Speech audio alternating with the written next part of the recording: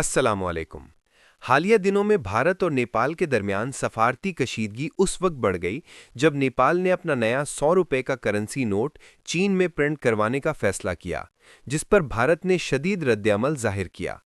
اگرچہ کرنسی کی طباعت کسی بھی دوست ملک میں کرانا ایک معمول کی بات سمجھی جاتی ہے، لیکن اس معاملے میں بھارت کے ناراض ہونے کی متعدد اہم وجوہات سامنے آئی ہیں۔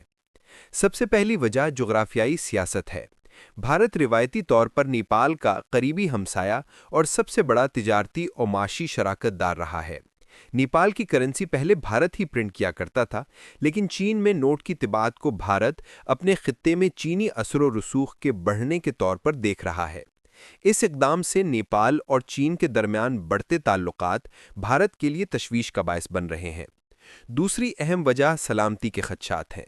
بھارت کو ڈر ہے کہ چین میں چھپنے والی نیپالی کرنسی اس کے لیے ممکنہ مالیاتی خطرات پیدا کر سکتی ہے، کیونکہ نیپالی روپے کا استعمال بھارت کے سرحدی علاقوں میں عام ہے۔ اسے ڈر ہے کہ جعلی کرنسی یا مالی نظام میں مداخلت کے امکانات بڑھ سکتے ہیں۔ تیسری وجہ سفارتی ناراضگی ہے۔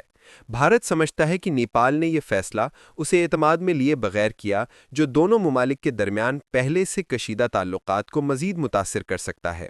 مختصراً، نیپال کا یہ فیصلہ نہ صرف ایک معاشی قدم ہے، بلکہ اس کے گہرے سیاسی، علاقائی اور اسٹریٹجک اثرات بھی ہیں، جن کی وجہ سے بھارت سخت ناراض دکھائی دیتا ہے۔ صدر ٹرمپ تیسری دنیا کے ممالک کی امریکہ میں ہجرت پر پابندی کیوں لگانا چاہتے ہیں؟ صدر ڈونلڈ ٹرمپ نے حال ہی میں یہ اعلان کر کے عالمی سطح پر ایک نئی بحث چھیڑ دی ہے کہ امریکہ تیسری دنیا کے ممالک سے ہونے والی امیگریشن کو عارضی طور پر معطل یا مکمل طور پر پابندی کے تحت لانے جا رہا ہے۔ ان کے اس فیصلے کے پس منظر میں کئی سیاسی، معاشی اور سیکیورٹی عوامل کار فرما ہیں۔ سب سے پہلی وجہ سیکیورٹی خدشات ہیں۔ وائٹ ہاؤس کے قریب ہونے والے ایک افسوسناک حملے، جس میں ایک نیشنل گارڈ اہلکار ہلاک ہوا، کو بنیاد بناتے ہوئے ٹرمپ انتظامیہ دعویٰ کر رہی ہے کہ کچھ ممالک سے آنے والے افراد مناسب سیکیورٹی اسکریننگ کے بغیر امریکہ میں داخل ہو جاتے ہیں، جس سے داخلی امن کو خطرہ لاحق ہوتا ہے۔ دوسری اہم وجہ امیگریشن سسٹم کی مرمت ہے۔ ٹرمپ کے مطابق پچھلے چند برسوں میں لاکھوں کی تعداد میں لوگ غیر قانونی طور پر امریکہ میں داخل ہوئے یا کمزور قانونی نظام سے فائدہ اٹھایا۔ اسی لیے وہ گرین کارڈز، ویزوں اور پناہ گزینوں کی درخواستوں کا نئے سرے سے سخت جائزہ لینا چاہتے ہیں۔ تیسری وجہ معاشی دباؤ ہے۔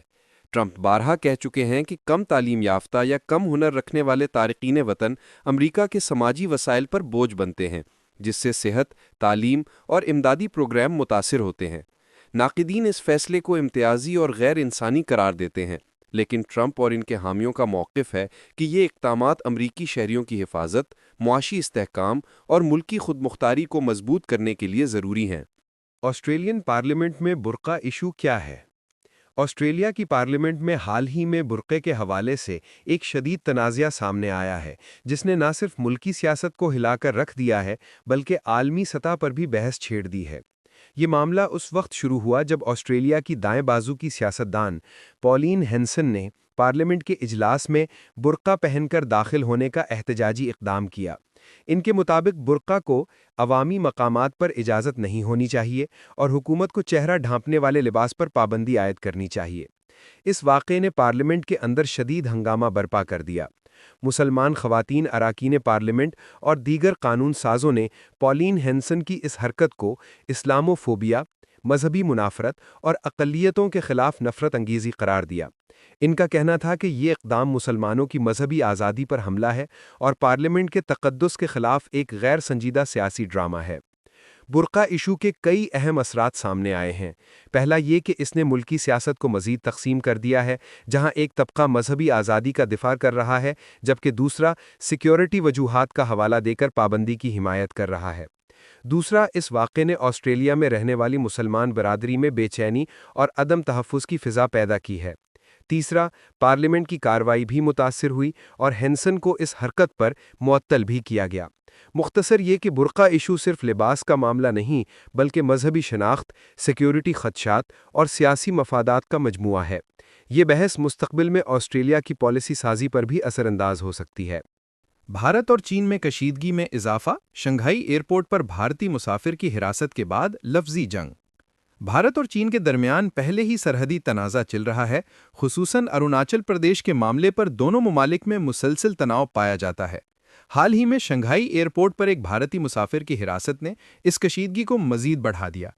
بھارتی میڈیا کے مطابق مسافر کو مبینہ طور پر سفری دستاویزات کی جانچ کے نام پر کئی گھنٹے روکے رکھا گیا، جس پر بھارت نے شدید احتجاج کیا۔ دوسری جانب چین کا موقف ہے کہ یہ کارروائی معمول کی سیکیورٹی جانچ کا حصہ تھی اور اس میں کسی سیاسی یا سفارتی مقصد کا پہلو شامل نہیں۔ اس واقعے کے بعد دونوں ممالک کے حکومتی ترجمانوں نے سخت بیانات دیے، جس سے سفارتی ماحول مزید سرد پڑ گیا۔ بھارت نے کہا کہ چینی حکام کا یہ رویہ غیر دوستانہ اور غیر ضروری تھا، جبکہ چین نے بھارتی اعتراضات کو بڑھا چڑھا کر پیش کرنے کے مترادف قرار دیا۔ یہ واقعہ ایسے وقت میں پیش آیا ہے جب اروناچل پردیش کے مسئلے پر دونوں ممالک کے درمیان لفظی جنگ جاری ہے۔ چین اس علاقے کو اپنا حصہ قرار دیتا ہے، جبکہ بھارت اسے مکمل طور پر اپنا صوبہ مانتا ہے۔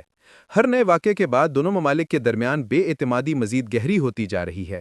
ماہرین کا کہنا ہے کہ اس طرح کے چھوٹے واقعات بھی بڑے تنازعات کو بھڑکا سکتے ہیں۔ ضرورت اس امر کی ہے کہ دونوں ممالک تحمل، مذاکرات اور سفارتی حکمت عملی کے ذریعے صورتحال کو قابو میں رکھیں تاکہ خطے میں امن برقرار رہ سکے۔ غور طلب بات یہ ہے کہ بھارت ہمیشہ اپنے کمزور پڑوسی ممالک کے ساتھ تحقیر آمیز رویہ اختیار کرتا ہے۔ پاکستان کے ساتھ تو شروع دن سے ہی اس کے تعلقات خراب ہیں۔ کبھی کشمیر لینے کی بات کرتا ہے تو کبھی سندھ فتح کرنے کی کہانی شروع کر دیتا ہے۔ لیکن جب چین کے ساتھ معاملہ آتا ہے تو بھیگی بلی بن جاتا ہے۔ حقیقت یہی ہے کہ یہاں ہر بڑا اور طاقتور اپنے سے کمزور کو دبانے میں لگا ہے۔ اگر آپ کو ہمارا آج کا کانٹینٹ اچھا لگا ہے تو برائے مہربانی لائک، سبسکرائب اور شیئر کر دیں اور کامنٹ میں اپنی قیمتی آراء سے ضرور آگاہ کریں۔ شکریہ۔